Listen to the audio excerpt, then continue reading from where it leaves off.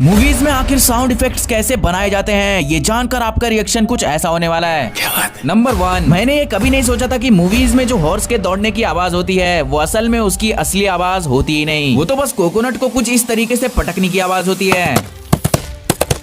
Number 2, आपने Minecraft तो जरूर खेला होगा और इस गेम में ऐसे चलने की आवाज तो जरूर सुने होंगे, लेकिन क्या आपको पता है कि ये चलने की आवाज असल में ऐसे बनाई जाती है।